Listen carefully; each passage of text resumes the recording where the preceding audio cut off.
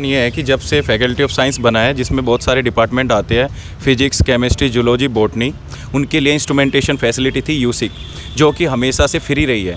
अब टाइम पे जाके उन्होंने एकदम से इस चीज़ को पेड कर दिया है और उसी पेड सिस्टम की वजह से हम लोग यहाँ पे प्रोटेस्ट कर रहे हैं। ऐसे एक महीने पहले कोई नोटिस नहीं मिला, 29 अप्रैल को इन्होंने एक नोटिस जारी किया और अगले दिन से ही हमें चार्जेस देना स्टार्ट कर दिया था। से इन्होंने नोटिस निकाला है, उसी दिन से 1.5 महीना अप्रोक्स हो चुका है। उस दिन से ही सभी लैबें बंद है, कोई भी सैम्पलिंग के लिए नहीं जा रहा है, क्योंकि हर बच्चे के अकाउंट से पैसे कट रहे हैं। डेली बच्चा 300 से 400 रुपये कहाँ से अफोर्ड कर पाएगा, इसलिए बच्चे धरने पे बैठे हुए हैं।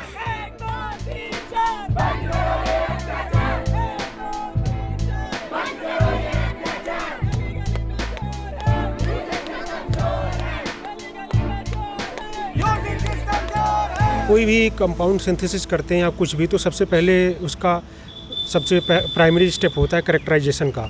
तो बेसिक रिसर्च ही इसी पे डिपेंडेंट होता है कि हम उसका करेक्टराइजेशन कराएं, और ये सारे इंस्ट्रूमेंट उसमें बहुत ज़्यादा हमारा रोल प्ले करती हैं। और इनके बंद हो जाने से, मतलब इन पे चार्जेज हो जाने से, हमारे सारी जो सैंपल्स हैं और लैब में पड़े हैं और टाइम टू टाइम वो ख़राब भी हो रहे हैं जैसे जैसे समय बीत रहा है। तो बहुत ज़्यादा सफ़र कर रहे हैं सारे स्कॉलर्स।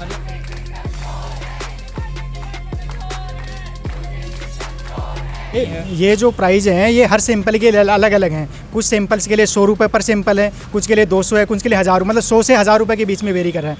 तो एज एन एवरेज स्टूडेंट यदि हम देखें कि स्टूडेंट पर, तो एक साल का जो खर्चा आता है लगभग 35 से 40 हज़ार रुपये आता है। और कुछ स्टूडेंट जैसे हैं जिनके पास फेलोशिप नहीं है, जैसे मेरे पास फेलोशिप नहीं है, तो 35 से 40 हज़ार रुपये में जो है कहाँ से उठाऊँगा उसको, कैसे मैं उस चीज़ को अफोर्ड कर पाऊँगा।